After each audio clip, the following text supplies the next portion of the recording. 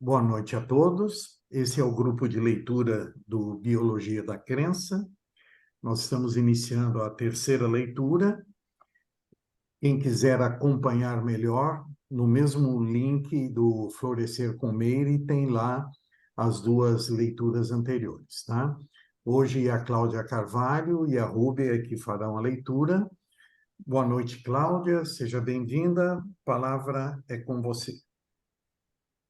Boa noite a todos. Vou iniciar a leitura do capítulo 1, Lições da placa de Petri, a inteligência das células e dos alunos.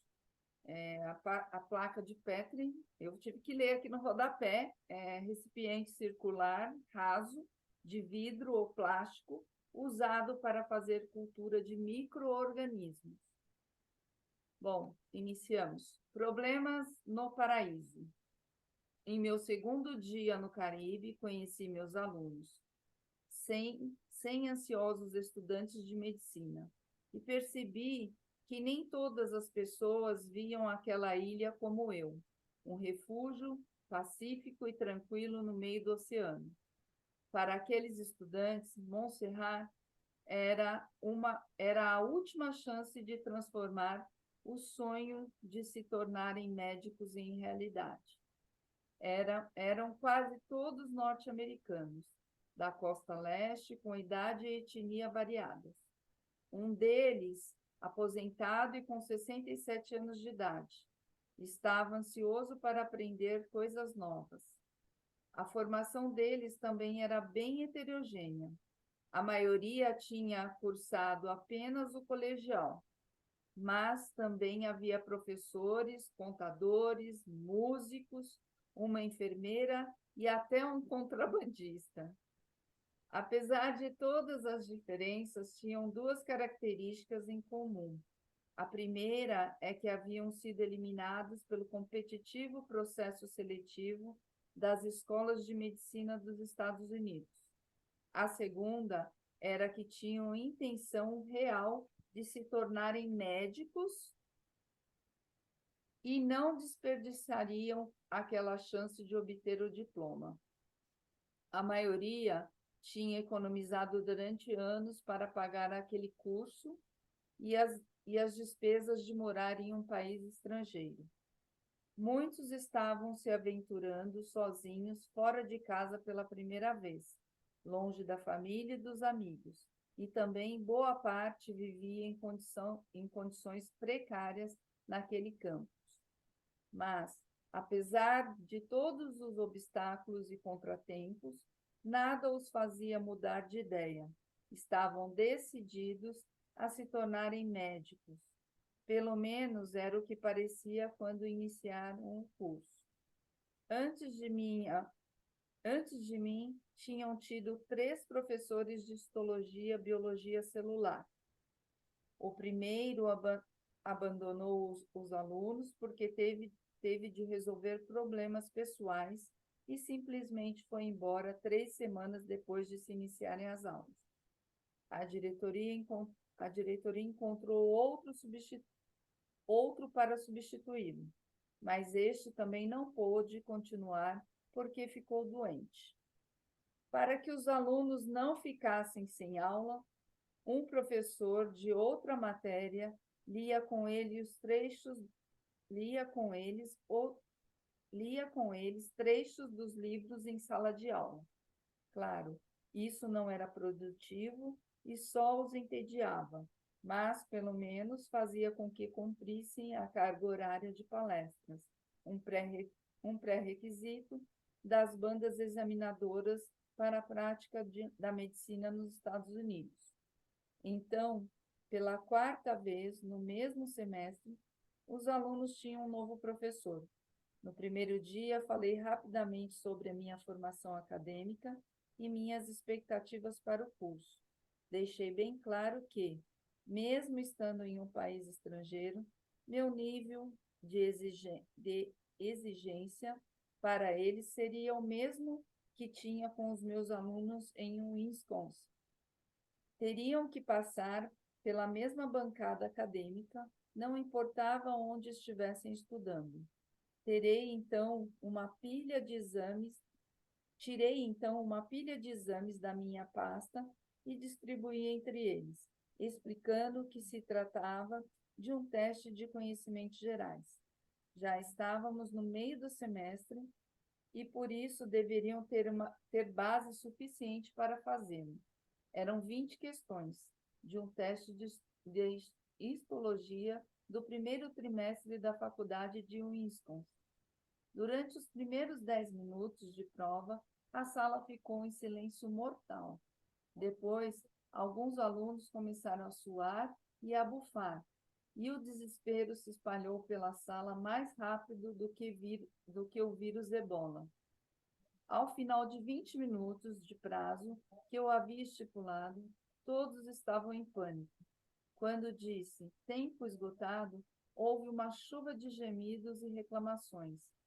A pontuação mais alta foi 10 respostas corretas. A maioria não acertou mais de 7, e o resto acertou 2 ou 3 por mera sorte. Todos me olhavam chocados. Perceberam claramente o que os esperava. Metade do semestre havia se passado, mas teriam de recomeçar tudo outra vez, desde o início. Como a maioria ali já tinha sido reprovada em outros cursos, conhecia bem o protocolo. Seus olhares pareciam os daqueles filhotes de foca prestes a serem abatidos que vemos nas fotos do Greenpeace. Meu coração disparou. Imaginei que provavelmente a maresia e o ar daquela ilha estivessem me tornando um pouco mais generoso. Sem pensar 2 vezes, disse a eles que faria tudo o que estivesse ao meu alcance para que estivessem preparados para os exames finais, desde que também se esforçassem para isso. Percebendo minha sinceridade, eles pareceram se acalmar um pouco.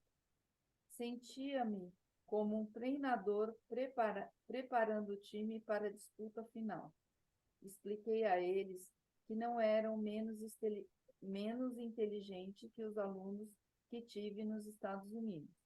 A única diferença era que ainda não estavam, como eles, acostumados a estudar muitas horas por dia e a memorizar grandes quantidades de material em pouco tempo, uma característica essencial para os alunos de faculdade. Expliquei também que histologia e biologia celular não são cursos de teoria muito complexos. A natureza segue princípios muito simples, fáceis de assimilar. Prometi que, em vez de pedir que memorizassem tudo, explicaria o passo a passo o funcionamento das células, para que entendessem os princípios básicos e complementaria a prática de laboratório com palestras sobre teoria no período da noite. Pareceram mais animados após a explicação e saíram da sala determinados a não deixar que mais aquele obstáculo os impedisse de atingir seus objetivos. Quando todos saíram, eu parei para pensar no tamanho da responsabilidade que havia assumido. Meu ânimo diminuiu. A maioria dos alunos não tinha conhecimento prévio suficiente para um curso de medicina, mesmo os mais capacitados. Percebi que a experiência acadêmica naquela ilha poderia acabar sendo uma grande perda de tempo e desperdício de esforços, tanto para mim quanto para eles. Comecei a achar que lecionar em Wisconsin era bem mais fácil. Eu dava apenas 8 das 50 aulas do curso de histologia, biologia celular, de histologia e biologia celular. O corpo acadêmico era bem maior e havia vários professores para cada matéria. Claro, tinha de conhecer o conteúdo de todas elas, pois também era responsável pelo acompanhamento das aulas de laboratório e respondia às questões dos alunos. Mas conhecer a matéria e ter de apresentar todo o conteúdo não é a mesma coisa. Tinha, tinha sexta-feira e o final de semana para pensar na situação. Se isso tivesse acontecido na época que eu estava em Winston, provavelmente teria recusado o convite para lecionar a matéria. Mas quando me sentei naquela tarde perto da piscina para assistir ao maravilhoso pôr do sol do Caribe, minha angústia se transformou em alegria. Fiquei contente porque, afinal, pela primeira vez em toda a minha carreira de professor, seria responsável por todas as matérias do curso de biologia, sem ter de me adaptar ao estilo ou às restrições de um corpo acadêmico. É aqui que eu paro? Isso. Alguém antes da Cláudia quer fazer alguma observação? Então, eu vou dizer a minha impressão. Eu não acho que o autor narrou esse episódio da vida dele lá com os alunos à toa, né?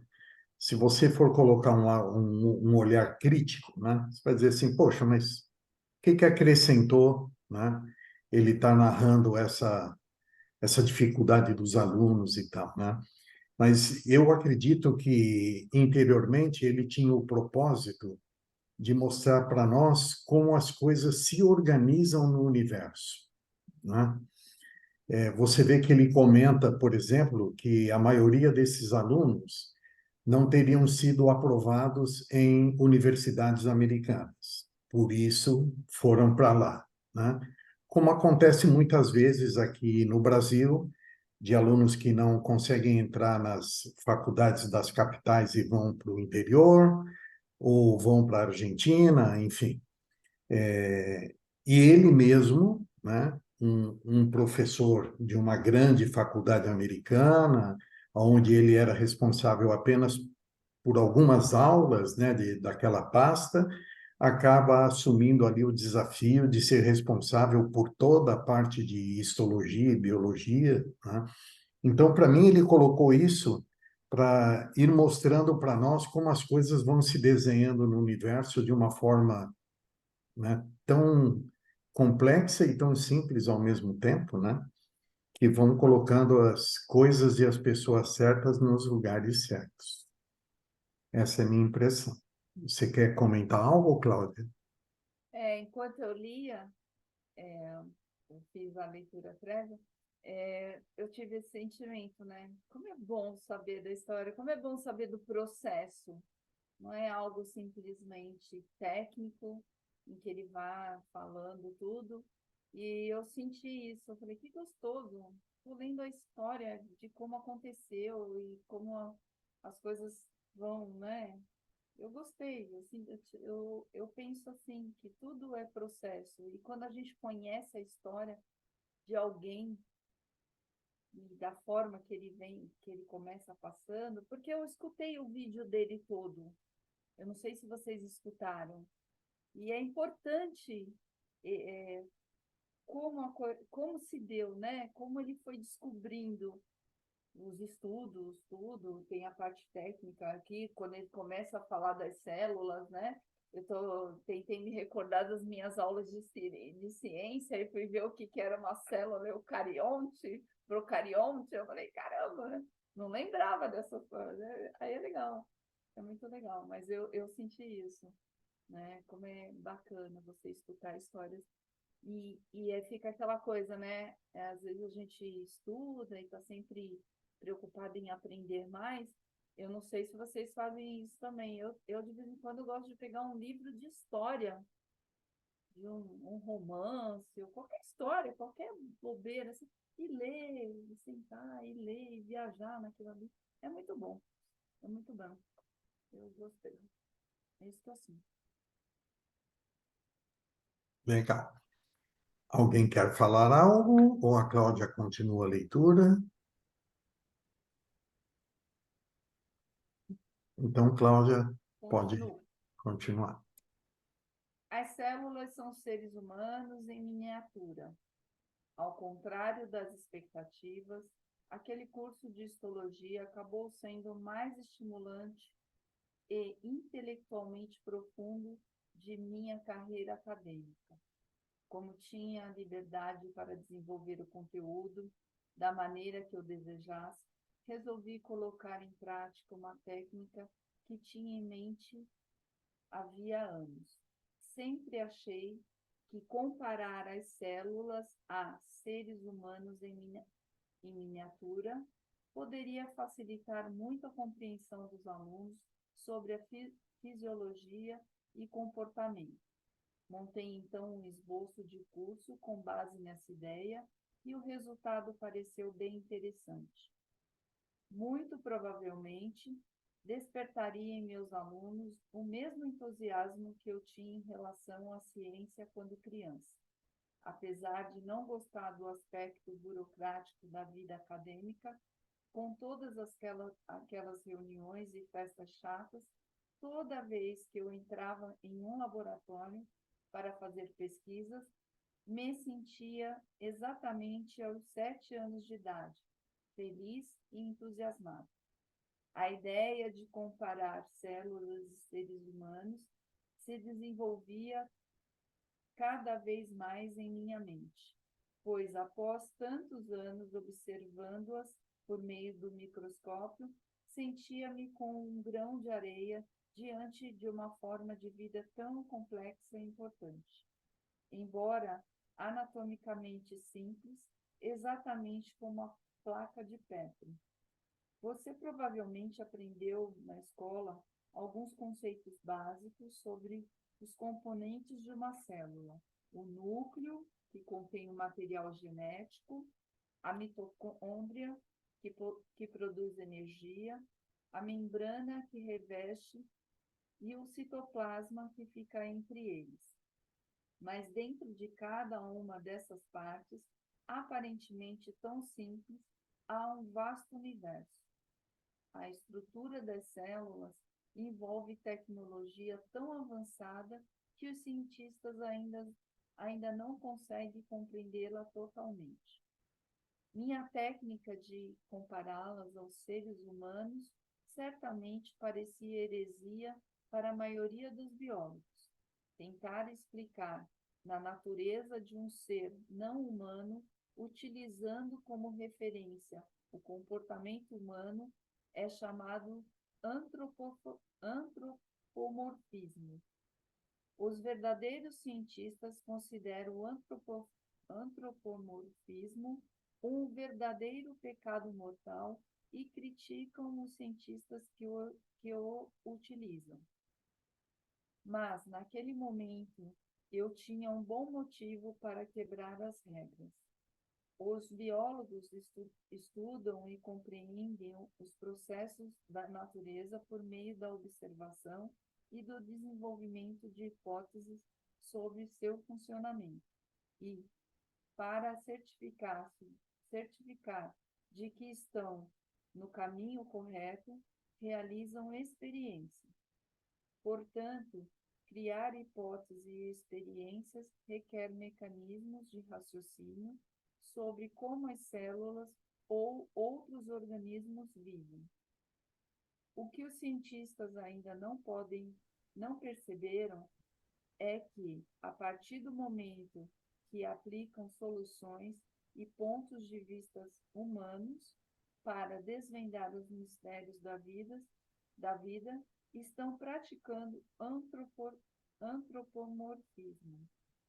Não importa quanto se discuta o assunto, a ciência e a biologia possuem características humanas. Pessoalmente, acredito que a crítica ao antropomorfismo ainda seja remanescente da Idade Média, quando os líderes religiosos negavam qualquer relação entre os seres humanos e as outras espécies criadas por Deus. Entendo que é um exagero comparar objetos como lâmpadas, rádios ou ferramentas a seres humanos, mas não vejo problema quando se tratam de organismos vivos. Somos todos organismos multicelulares e, portanto, não, não temos, temos muito, portanto, temos muito em comum em termos de comportamento, se comparados às nossas células. Também entendo que é necessário um tipo diferente de percepção quando se trata de estabelecer paralelos desse tipo.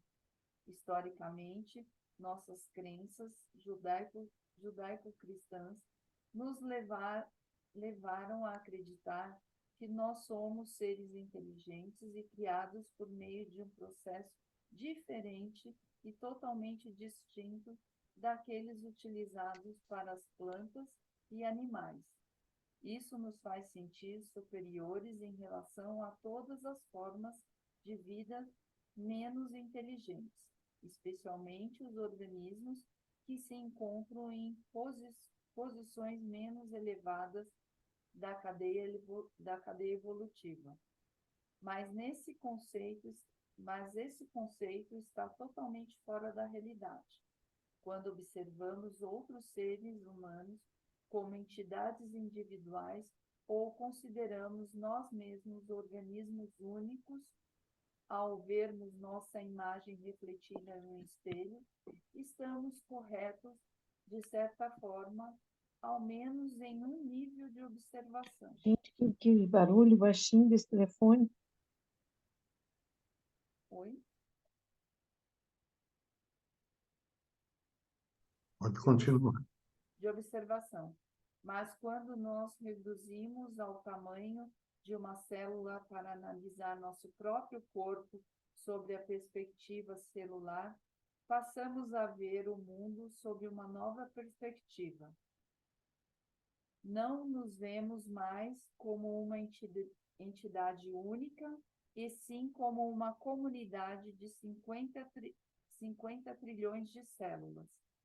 Enquanto preparava minhas aulas para aquele novo curso, uma enciclopédia que eu estava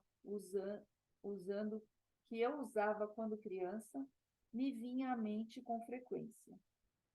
A parte de ciências tinha uma ilustração de 7 páginas transparentes e sobrepostas, mostrando um corpo humano em detalhes.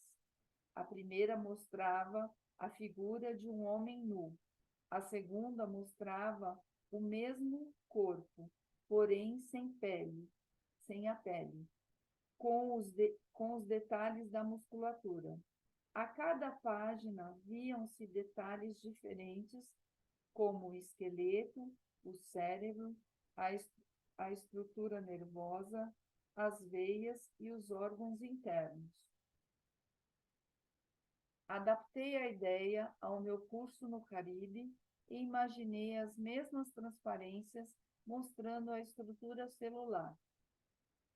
A maior parte dos componentes da estrutura de uma célula é chamada de organela, seus órgãos em miniatura, que ficam dentro de uma substância gelatinosa chamada citoplasma. As organelas equivalem aos tecidos e órgãos do corpo humano. Possuem um núcleo que é a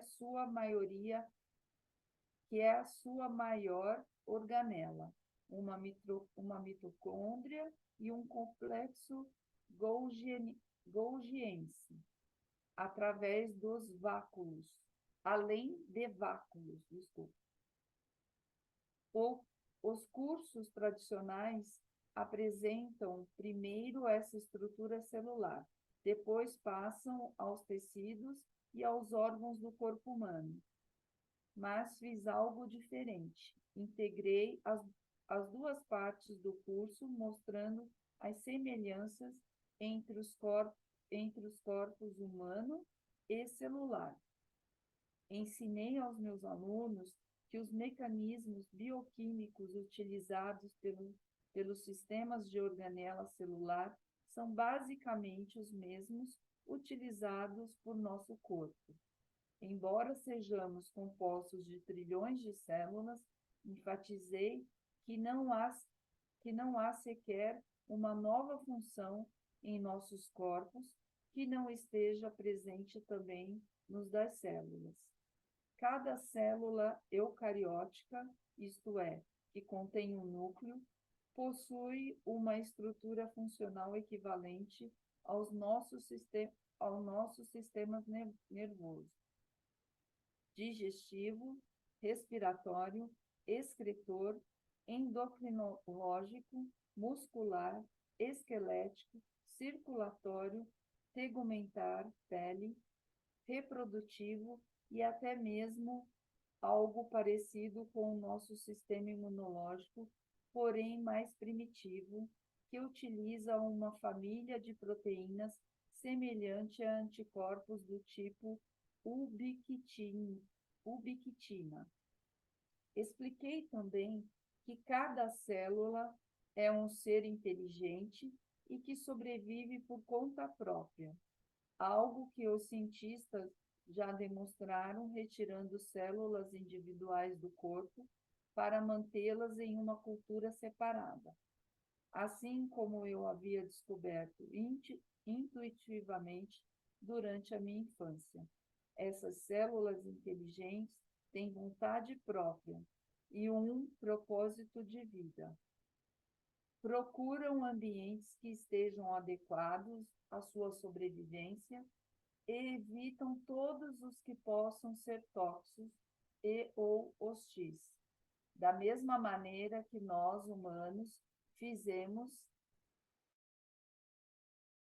de estímulos que recebem do microambiente que habitam para selecionar as células comportamentais mais adequadas e garantir sua sobrevivência. As células também são capazes de aprender com as experiências que vivenciam em seu ambiente e de criar uma espécie de memória que é passada aos seus descendentes. Por exemplo, quando o vírus do sarampo infecta uma criança, suas células ainda não amadurecidas são colocadas em ação para criar um anticorpo de proteína protetor e combatê-lo.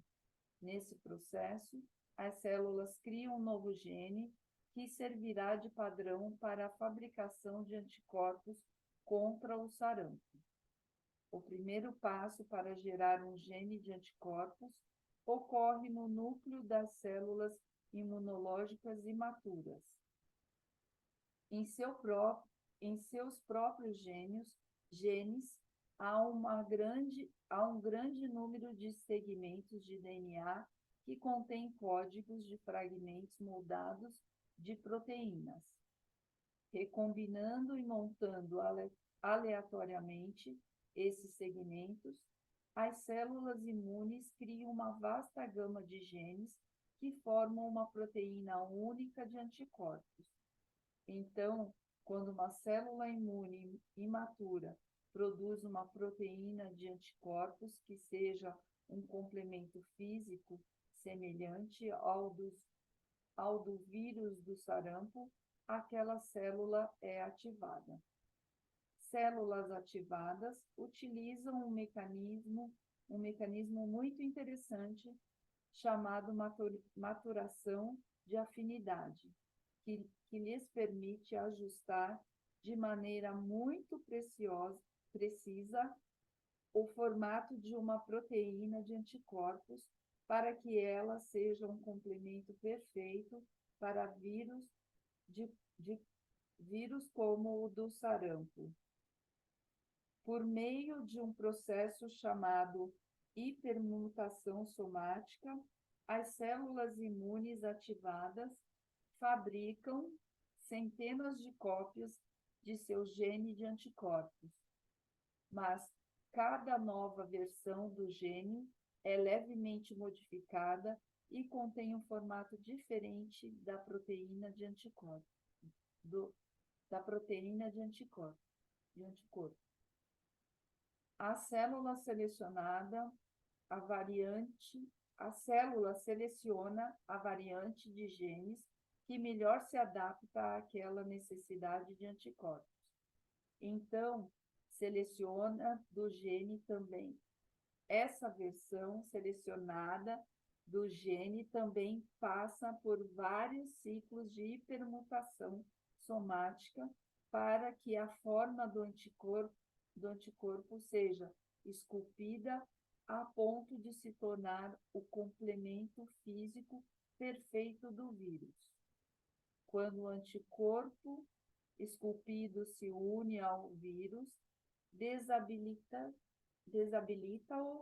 e o marca para ser destruído, protegendo a criança do sarampo.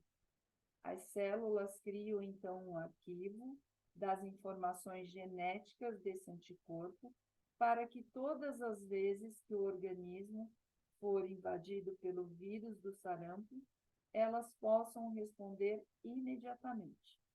O novo gene de anticorpos também pode ser passado a todas as novas gerações em seu processo de divisão. Assim, elas não apenas aprendem sobre o vírus do sarampo, como criam um arquivo a ser herdado e propagado entre a sua prole.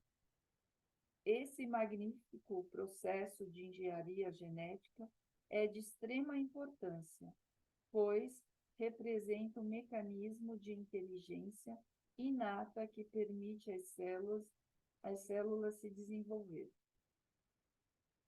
Ui, cansei.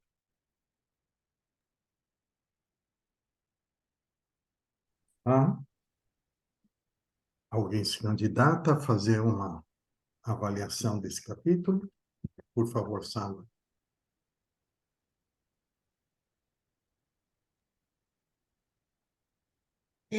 Eu queria só falar aqui da página 45, que me chamou a atenção, no segundo parágrafo, que ele fala assim, ó, também entendo que é necessário um tipo diferente de percepção quando se trata de estabelecer paralelos desse tipo. Aí, historicamente, nossas crenças judaico-cristãs nos levaram a acreditar que nós somos seres inteligentes e criados por meio de um processo diferente e totalmente distinto daqueles utilizados para as plantas e animais.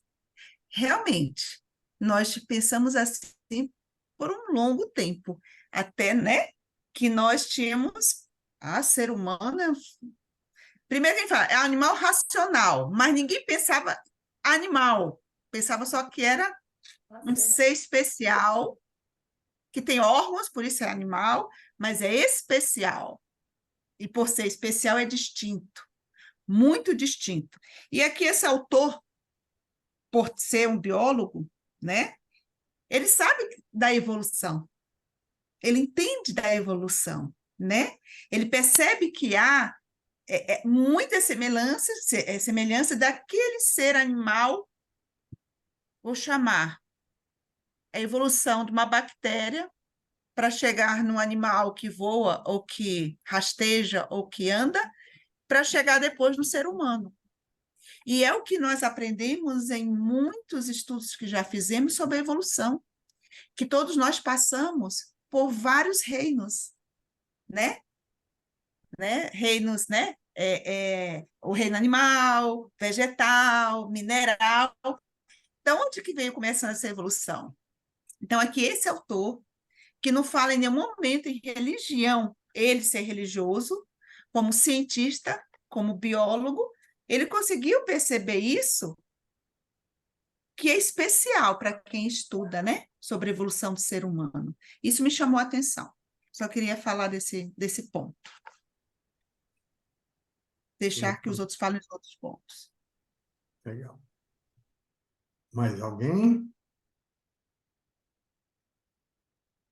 Bom, então, eu sempre procuro dar oportunidade para alguém falar, mas como ninguém se manifesta, então vou lá eu dar também as minhas impressões. Bom, primeiro o que me chamou a atenção foi quando ele disse que ele procurava olhar para cada célula como se ela fosse um homem em miniatura, né? E eu passo bons anos dos meus estudos procurando imaginar que nós, seres humanos, somos uma célula de Deus, né? Então, ele, como um estudioso, né, de biologia, ele fez o estudo ao inverso, né? Ele foi lá para dentro do nosso corpo e procurou olhar cada célula como se ela fosse, né, um robozinho, um homem em miniatura, né? E eu, todas as vezes que fico imaginando que possamos ser uma centelha divina, né, uma manifestação do divino, eu fico pensando que nós somos analogamente como uma célula dentro do corpo de Deus, né? E que aí a gente tem uma função dentro de um órgão, né, dentro de um organismo, enfim. Então, achei essa analogia bastante interessante. Fala, Sala. Deve estar mais rápido do que clicar aqui na mãozinha. É, pegando esse gancho que eu tinha separado aqui mais adiante, que quando ele percebeu, muito jovem ainda, que a célula ela é inteligente, que ela tem vontade própria. E mais do que isso, que ela tem um propósito de vida. Que toda e qualquer célula criada por Deus, ela já tem um código de comportamento durante aquele tempo de vida que ele é dado. Isso é fascinante. Então, para que nós, seres humanos, possamos ter o nosso propósito de vida aqui na Terra, nós utilizamos deste corpo, que começa bem pequenininho nas células. Tanto é verdade que as células de cada órgão têm funções diferentes, né? Uhum. O pâncreas, produz insulina, a vesícula produz bile, né? Leva a bile, o estômago ajuda na digestão. Todas as células do corpo são inteligentes e com propósito de vida. É assim que o ser humano tem que ser, né? Ter o seu propósito de vida e utilizar a inteligência para fazer o que o Criador nos colocou aqui a realizar, né? Só queria falar, já que ele está botando humano e célula, ser humano completo, com a alma e a célula, também estou aproveitando, vendo essa analogia, né? Muito interessante. Eu percebo que o autor, desde que ele sentou ali na beira da piscina e viu o pôr do sol, ele começou a deixar se expressar de uma forma muito mais intensa, não mecânica. Ele está deixando o conhecimento dele agora de uma forma muito mais, vou usar a palavra, espiritualizada. Estou usando essa palavra, pode ser outra, tá? De uma forma mais com sentimento, com sensibilidade e mais percepção. Que ele já tinha tudo isso nele, mas ele não podia, né, se expressar dessa forma. E nesse local no Caribe, em que tinham pessoas muito simples, que iriam ser, e são seus alunos, ele teve que voltar à lembrança dele de infância, a enciclopédia de infância, em que ele tinha uma forma didática, em que ele aprendeu um pouco sobre o corpo humano, em que ele coloca isso para os alunos. Ele falou, será que eu estou ficando mais, eu não lembro se a palavra foi generoso, né? Que ele está tendo mais paciência, ele está sendo, então, mais sensível. E essa sensibilidade é aquela história da chave rodando para uma nova visão do que virá daqui para frente. Porque sem sensibilidade, pode ser o pesquisador melhor do mundo. Se ele não tiver olhos para ver e ouvidos para ouvir, mudo e cego. Mas esse aqui está virando a chave para pegar todo o cabedal de conhecimento que ele tem de muitos anos e todo o sentimento dele em prol, que que a gente está vendo aqui da evolução, né? A percepção dele em prol da evolução. Isso é muito interessante. Só isso. Tudo isso. A maioria de vocês não é contemporânea da minha idade, né? Que vocês são mais jovens, mas essa enciclopédia que ele fala aí, que tem essas transparências do corpo humano, é a enciclopédia britânica, mais conhecida como a Barça. A Barça era exatamente do jeito que ele descreveu, e como ele falou que era uma enciclopédia de lá, tenho certeza que é dela que ele estava falando. Você não tem 30 anos? Eu, só de ramo são 42, imagina de idade. Vamos lá, se ninguém for falar mais nada, vou passar para a Rúbia começar a leitura. Eu Então, só queria, rapidamente, assim, para a gente pensar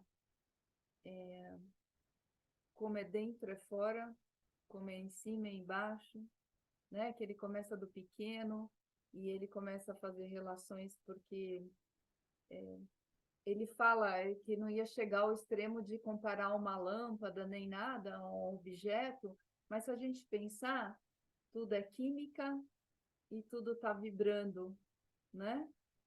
Então, poderia até chegar nesse ponto dessa comparação. É que eu chamaria de louco mesmo, e tem que responder pela ciência, dentro do estudo dele, mas me remeteu às leis da correspondência, às leis herméticas, e a gente só não consegue perceber ainda tudo que está vibrando e tudo que está evoluindo aqui agora, nesse momento.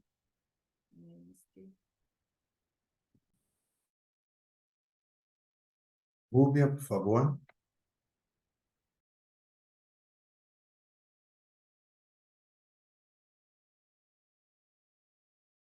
Seu microfone está desligado, Rúbia. Obrigada, Renato. As origens da vida. Células inteligentes se tornam cada vez mais inteligentes. Não deveria ser uma surpresa para nós o fato das células serem tão inteligentes.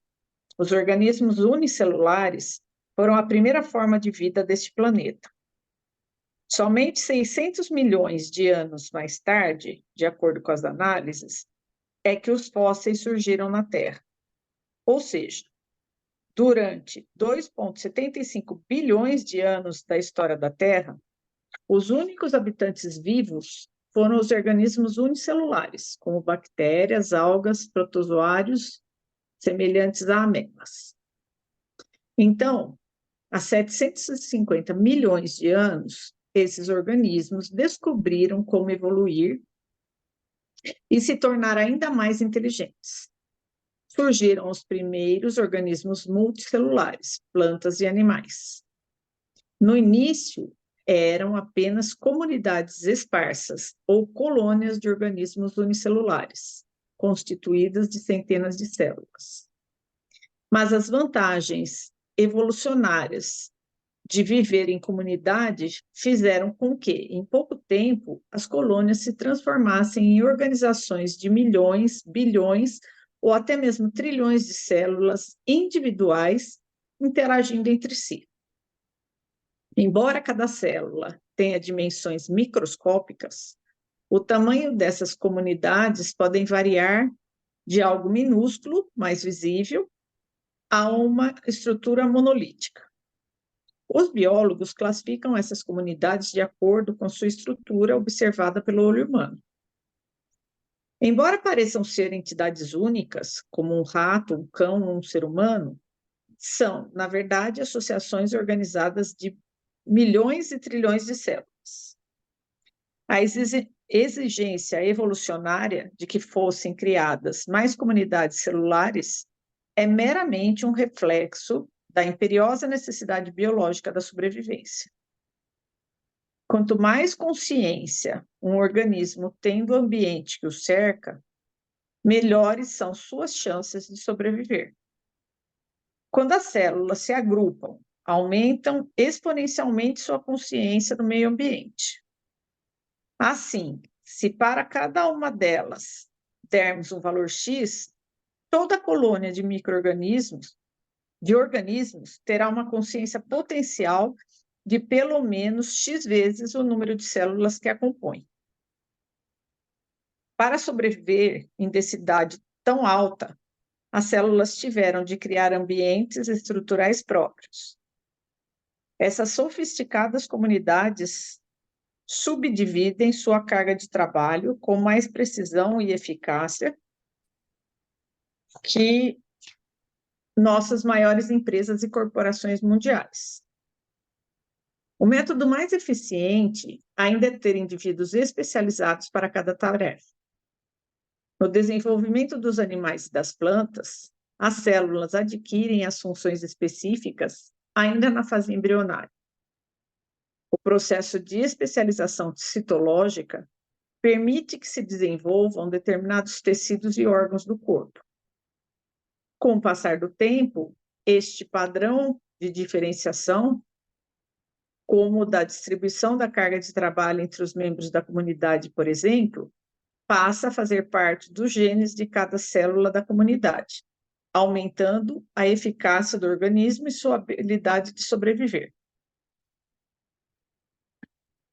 Em organismos maiores, apenas uma pequena porcentagem das células é responsável pela leitura e resposta aos estímulos do ambiente. Este papel é desenvolvido por grupos de células especializadas que formam os tecidos e os órgãos do sistema nervoso. A função do sistema nervoso é captar informações do ambiente e coordenar o comportamento de todas as outras células em sua vasta comunidade. A divisão de trabalho entre as células oferece ainda outra vantagem quando se trata de sobrevivência. Reduz sua longevidade. Um indivíduo consome menos que 2. Se compararmos, por exemplo, o custo da construção de apartamentos de 2 dormitórios ao de apartamentos de apenas 1 dormitório, haverá uma grande diferença, especialmente quando se trata de condomínios grandes, de 100 unidades. Para sobreviver, as células consomem certa quantidade de energia. Portanto, quanto menos for gasto, maiores serão as chances de sobrevivência do grupo e melhor será sua qualidade de vida. Henry Ford analisou as vantagens técnicas do esforço conjunto e as utilizou para criar o conceito de linha de montagem para a fabricação de carros. Antes de Ford, uma equipe de funcionários levava de 1 a 2 semanas para produzir um único automóvel. Ele organizou sua fábrica de modo que cada funcionário fosse responsável por uma tarefa específica. Posicionou todos em fila na esteira de produção e foi passando as peças de um especialista para o outro.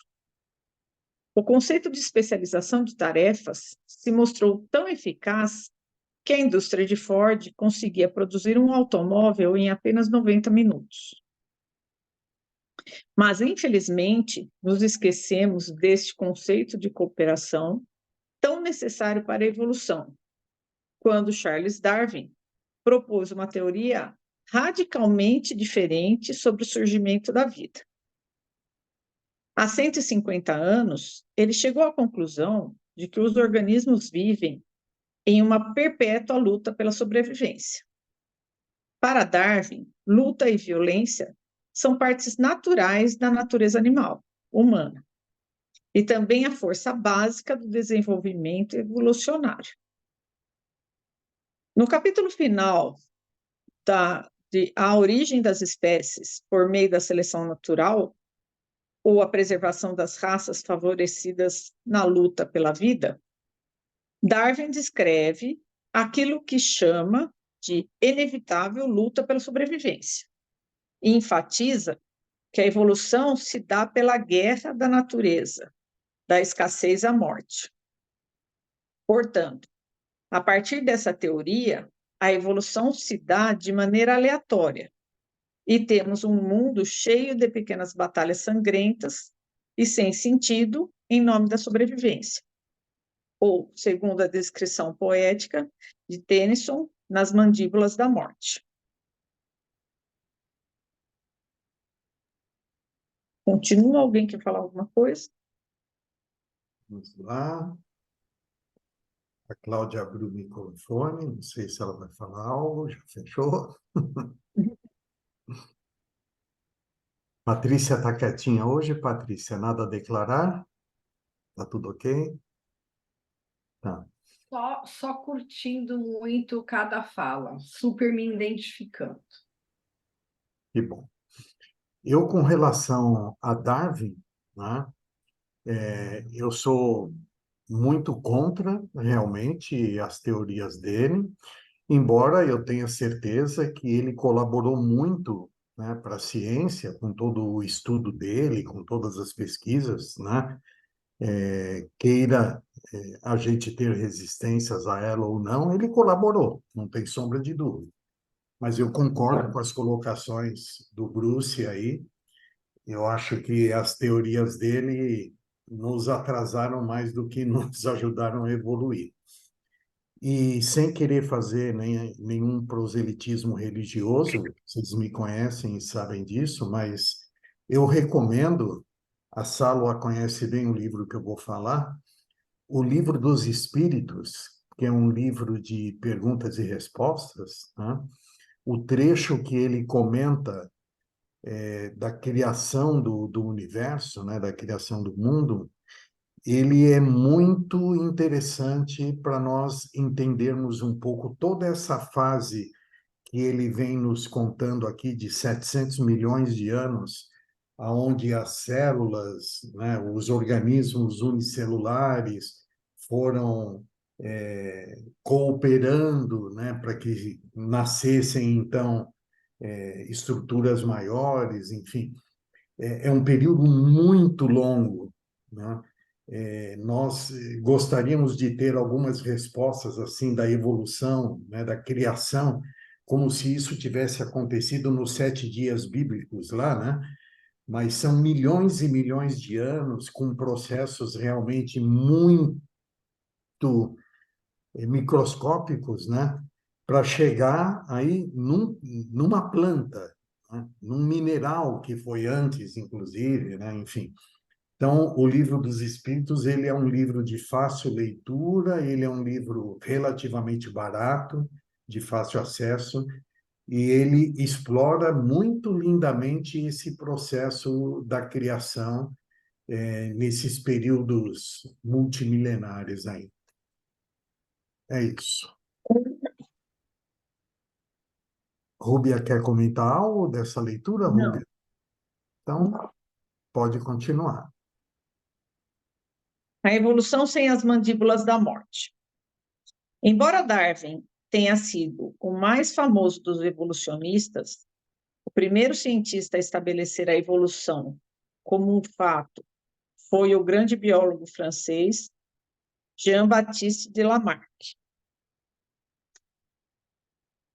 Até mesmo Ernst Mayr, o arquiteto do neodarwinismo, uma versão moderna da teoria de Darwin, que incorpora a genética molecular do século XX, concorda que Lamarck foi, de fato, o pioneiro na área.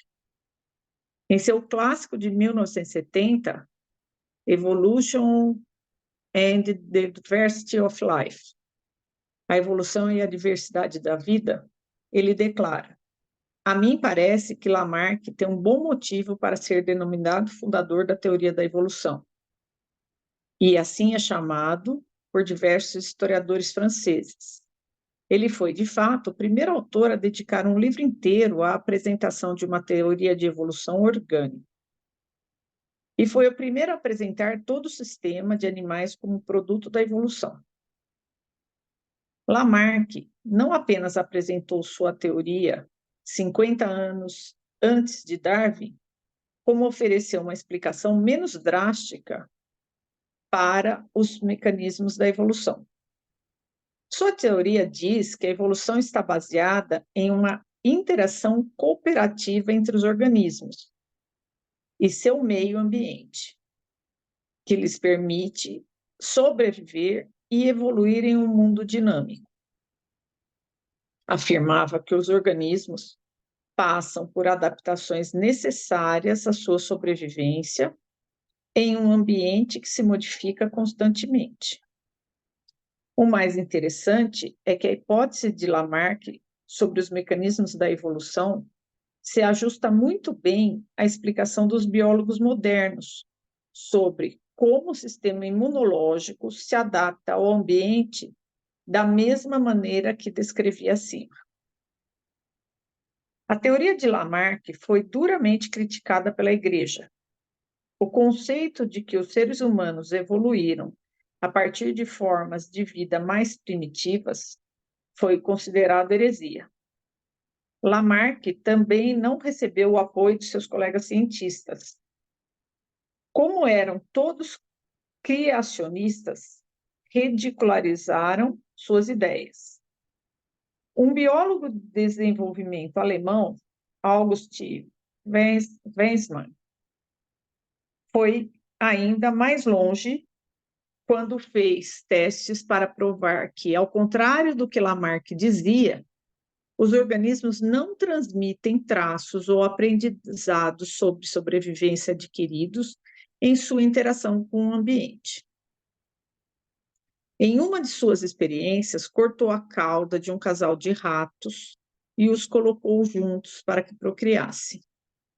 Dizia que, se a teoria de Lamarck estivesse correta, os pais transmitiriam à prole a ausência de cauda, mas os filhotes nasceram com cauda normal. Weismann repetiu, então, a experiência com 21 gerações, mas nenhum filhote nasceu sem cauda, o que o levou a concluir que a teoria de Lamarck estava errada. A experiência de Weismann, porém, não testava realmente a teoria de Lamarck. Sua hipótese era que as mudanças evolucionárias levam imensos períodos de tempo, nas palavras do biógrafo L.J. Jordanova. Em 1984, Jordanova escreveu um artigo mostrando que a teoria de Lamarck era fundamentada em uma série de proposições, incluindo as leis que governam organismos vivos produziram formas muito complexas em imensos períodos de tempo. A experiência de Weismann, que durou 5 anos, obviamente não era suficiente para testar a teoria. Outra falha na experiência é que Lamarck jamais afirmou que todas as mudanças em um organismo seriam transmitidas a seus descendentes. Segundo sua teoria, os organismos adquiriam traços, como mudanças em formato ou tamanho da cauda, quando se tratava de mudanças necessárias à sua sobrevivência. Embora Weismann pensasse que os ratos não precisavam de sua cauda, ninguém perguntou a eles qual era a sua função para a sobrevivência da espécie. Apesar de todas as falhas, o estudo dos ratos sem cauda ajudou a destruir a reputação de Lamarck, que acabou sendo ignorado. O evolucionista C.H. Waddington, da Universidade de Cornell, escreveu The Evolution of an Evolutionist, a evolução de um evolucionista. Lamarck foi o único na história da biologia a ter o nome ridicularizado e a sofrer abusos por suas teorias. A maioria dos cientistas que propõem novas teorias acaba se tornando ultrapassada. Mas poucos autores tiveram seu trabalho tão criticado e rejeitado, mesmo 2 séculos depois, a ponto dos céticos acreditarem que ele tinha a mente perturbada. é preciso admitir que Lamarck foi julgado injustamente. Waddington escreveu essas palavras 30 anos atrás. Hoje, a teoria de Lamarck está sendo reavaliada sob a perspectiva da nova ciência, que não considera totalmente erradas as suas ideias, nem totalmente corretas as de Darwin. A manchete de um artigo do famoso periódico Science, em 2000, já indicava grandes mudanças. Será que Lamarck estava totalmente enganado? Um motivo para os cientistas reverem a teoria de Lamarck é que os evolucionistas levam em consideração a grande importância da cooperação na manutenção da vida na biosfera. Inúmeras experiências científicas já mostraram as relações simbióticas da natureza.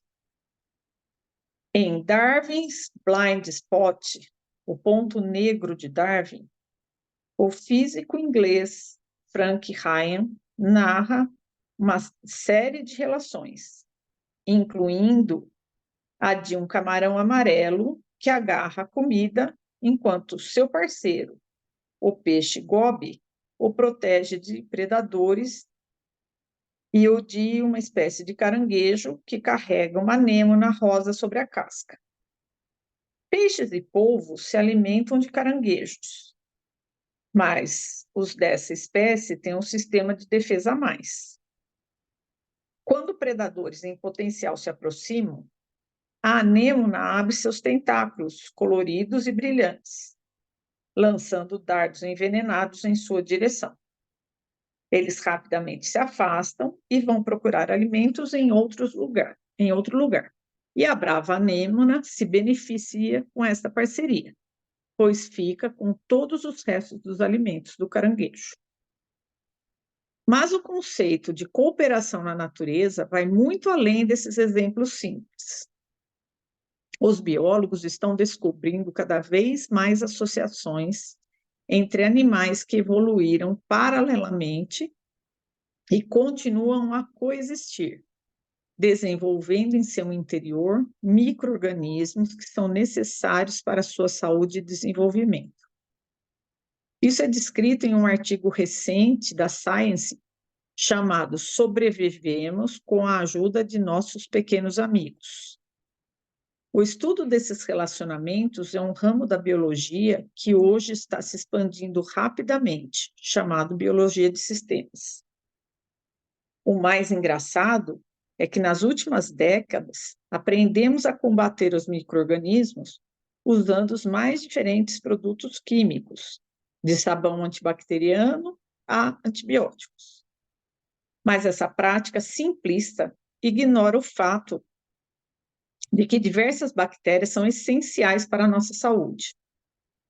Um exemplo clássico de como seres humanos se beneficiam dos micro-organismos é o das bactérias presentes em nosso sistema digestivo, essenciais para a nossa sobrevivência. Agindo em nosso estômago e trato intestinal, elas ajudam a digerir os alimentos e permitem a absorção de vitaminas que mantêm nossa saúde.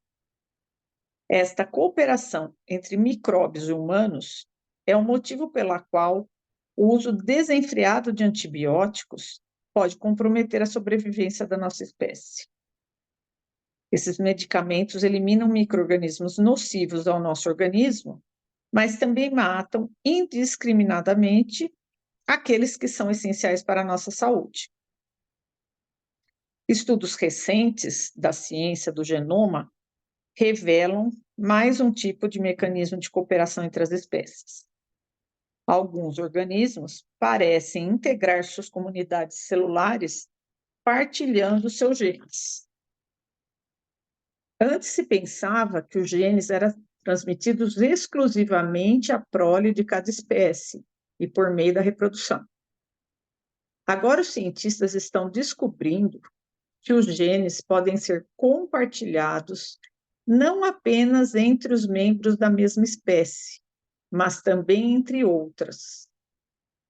Este processo de transferência genética acelera a evolução, pois os novos organismos podem adquirir experiências já aprendidas pelos outros. Com essa troca de genes, os organismos não podem mais ser vistos como entidades separadas. Não existe mais a suposta divisão entre as espécies. Daniel Dren, gerente do Departamento de Energia do projeto Genoma, declarou à Science em 2001: não temos mais como simplesmente qualificar espécies. Mas essa troca de informações genéticas não ocorre por acidente. Trata-se de um método que a natureza utiliza para aumentar as chances de sobrevivência da biosfera.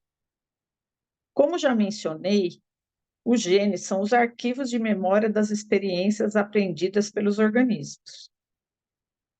Essa nova descoberta de que há troca de genes entre as espécies mostra que as experiências podem ser compartilhadas por todos os indivíduos que compõem a grande comunidade da vida. Obviamente, o conhecimento deste mecanismo de transferência torna a engenharia genética ainda mais perigosa. Por exemplo, experiências simples com genes de tomates podem ir muito além daquilo que se imaginava e acabar alterando toda a biosfera de maneira irreversível. Um estudo recente mostra que, quando humanos ingerem alimentos geneticamente modificados, os genes criados artificialmente se misturam e alteram características das bactérias benéficas do intestino. E a transferência de genes entre vegetais geneticamente modificados e espécies nativas deu origem a espécies e sementes altamente resistentes, mas de potencial ainda não conhecido. Os engenheiros geneticistas jamais levaram em consideração os possíveis resultados de suas experiências ao introduzir organismos geneticamente modificados no meio ambiente. Agora estamos começando a sentir os efeitos desta omissão à medida que esses genes se espalham, causando alteração em outros organismos do meio ambiente. Segundo os evolucionistas genéticos, se não aprendermos as lições da natureza, que nos ensinam a importância da cooperação entre as diferentes espécies, podemos pôr em risco o destino da raça humana. Precisamos avançar além das teorias de Darwin, que enfatizam apenas a importância dos indivíduos, e entender a importância da comunidade. O cientista inglês Timothy Lenton apresentou evidências de que a evolução depende mais da interação entre diversas espécies do que a interação do indivíduo somente com sua própria espécie. Só sobrevivem os grupos que melhor se adaptam ao ambiente, não apenas seus indivíduos. Em um artigo publicado pela Nature em 1998, Lenton declara que devemos concentrar nossa atenção nos indivíduos e em seu papel na evolução. Temos de considerar a totalidade dos organismos e seu ambiente físico, para entender quais traços persistem e são dominantes. Lenton concorda com a hipótese de Gaia, de James Lovelock, segundo a qual a Terra e todas as suas espécies constituem um único organismo vivo e interativo. Todos os que defendem essa ideia concordam que, ao afetarmos o equilíbrio desse superorganismo, a que Lovelock chama de Gaia, seja pela destruição das florestas, da camada de ozônio, seja pela alteração genética dos organismos vivos, podemos ameaçar sua sobrevivência e, consequentemente, a nossa. Estudos recentes do Conselho Britânico de Pesquisa do Meio Ambiente confirmam esta possibilidade. Embora já tenha havido 5 extinções em massa na história de nosso planeta, todas parecem ter sido causadas por eventos extraterrestres, como um cometa que se chocou contra ele. Um dos novos estudos conclui que o mundo natural está passando pela 6ª extinção, Lovell 2004. Mas dessa vez, o motivo não vem de fora. Segundo Jeremy Thomas, um dos autores deste estudo, essa extinção está sendo causada por um organismo animal, o homem.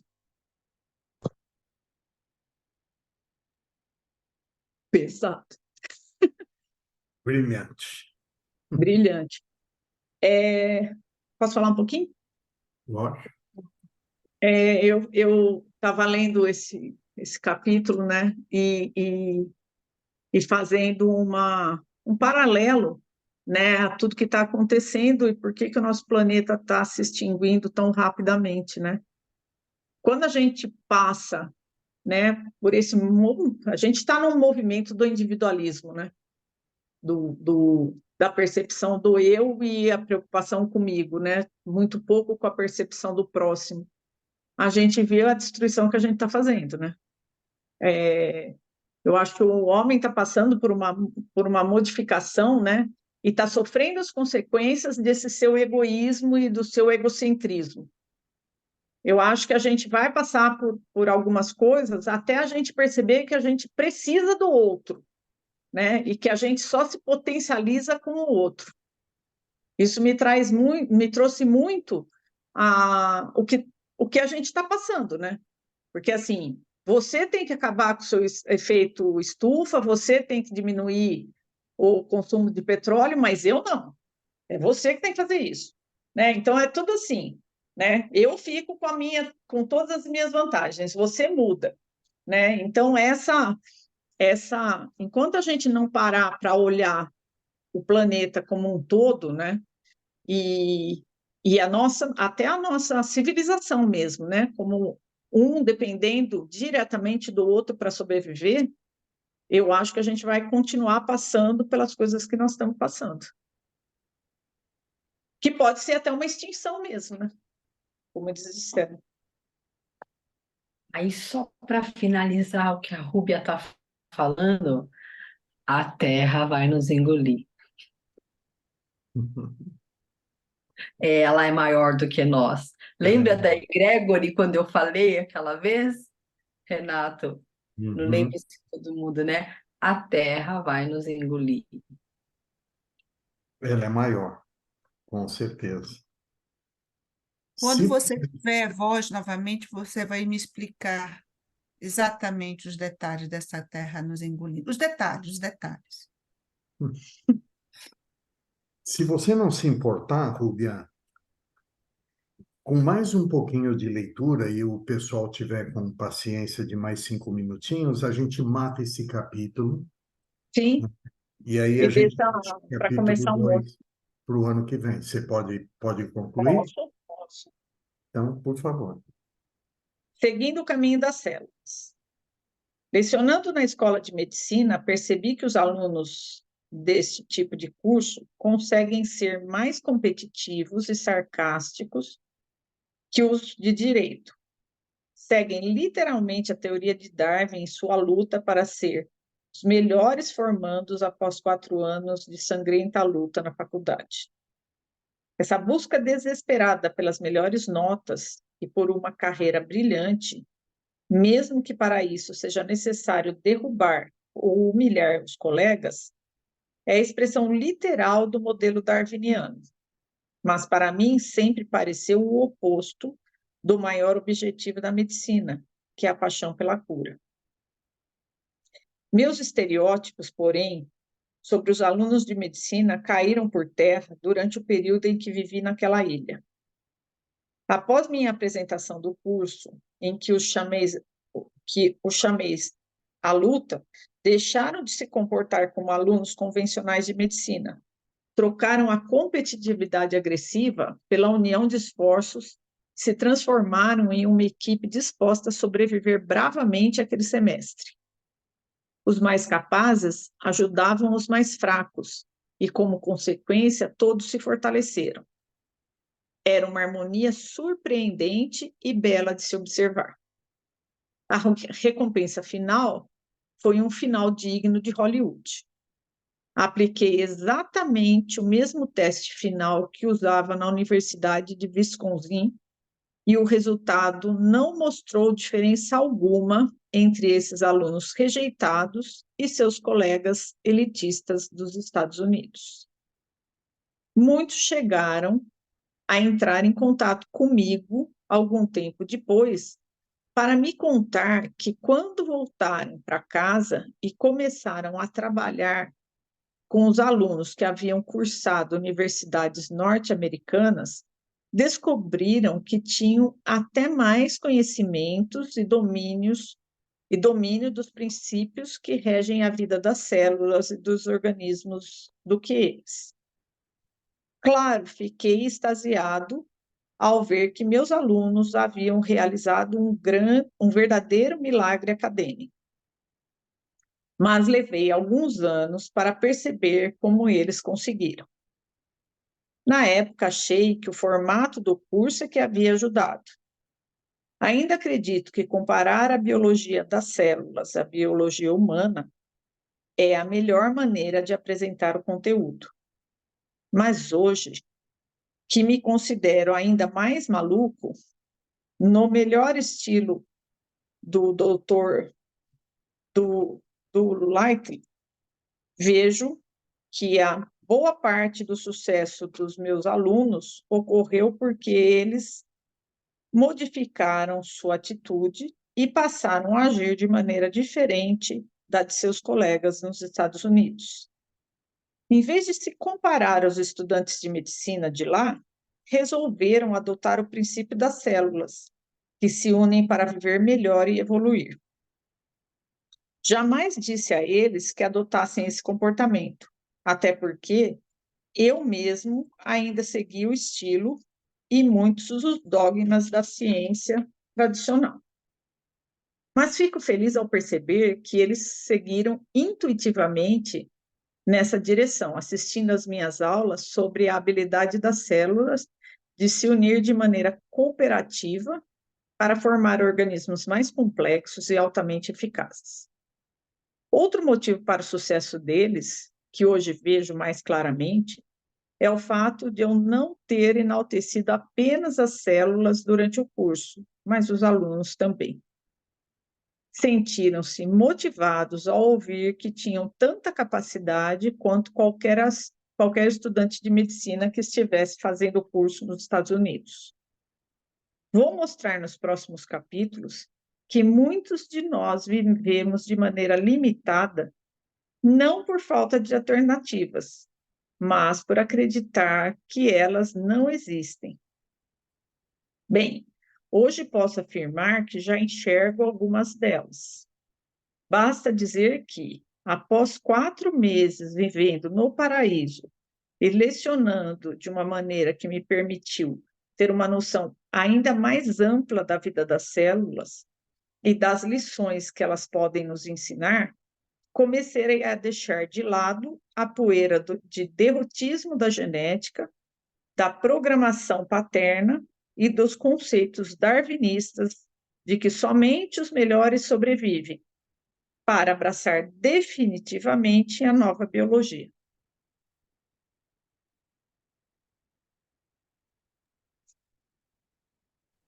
Muito bom.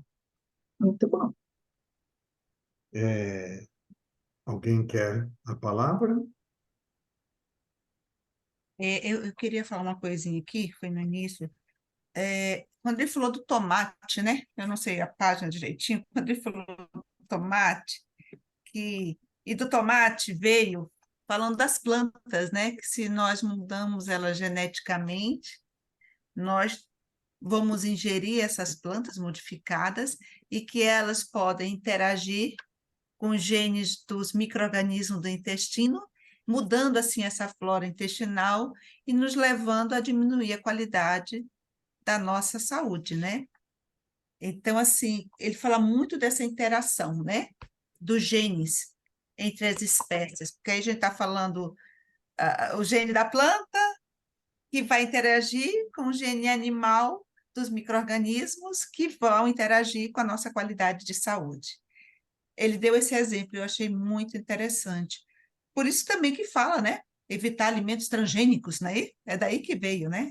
Uhum. Esse termo, né? E apontando aqui só um adendo, e quando a gente vai para as prateleiras, né, do supermercado, que tem o símbolo de transgênico, não é pouco.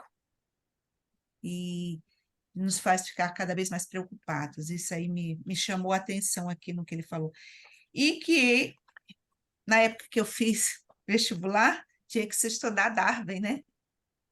Sou dessa época, né? Darwin, aqui acho que todos nós, né? Uhum. E eu acreditei piamente, realmente, que os mais fortes sobreviviam e os seus descendentes são as espécies que iam se reproduzindo ao longo das centenas de anos, né?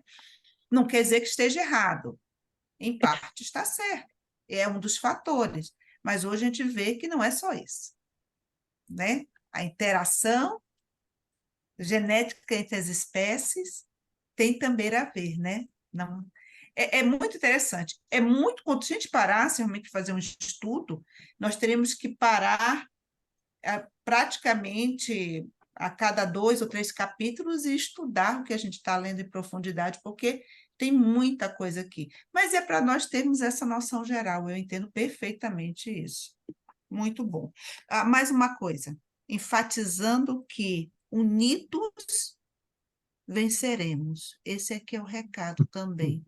Que é os alunos unidos, é que juntos, se ajudando, se dando as mãos, todos ficam fortes e todos evoluem, todos crescem, principalmente. Todos se tornam pessoas mais felizes com aquele propósito que eles se uniram. Ou seja, é a nossa egrégora. É isso mesmo. Eu coloco assim, porque vai e volta, vocês estão vendo? A gente vai e volta para chegar no que nós acreditamos, que o bem é que tem que vencer sempre, né? Bom, pessoal, antes de nós combinarmos aí sobre a próxima, eu quero saber se alguém vai comentar alguma coisa, porque aí eu encerro a gravação e a gente continua para combinar o andamento. Alguém quer comentar mais alguma coisa sobre o que lemos até agora? Bom, pessoal, então, hoje nós estamos encerrando o ano de 2023 e esse início de ciclo da leitura da Biologia da Crença. O autor, até o momento, nos situou no ambiente em que ele viveu essa experiência para chegar a escrever esse livro e também está nos dando as bases em que ele trabalhou, né? Está deixando com que a gente realmente entenda onde ele estava vivendo, o ambiente que ele estava vivendo e o caminho que a cabeça dele percorreu para ele chegar ao final dessa obra, né? Então, muito obrigado a todos que estão nos acompanhando até o momento e depois publicaremos aí no grupo as novas datas e as proposições para o ano de 2024, tá bom? Um bom Natal, um bom final de ano para todos vocês. Estamos encerrando as gravações de hoje.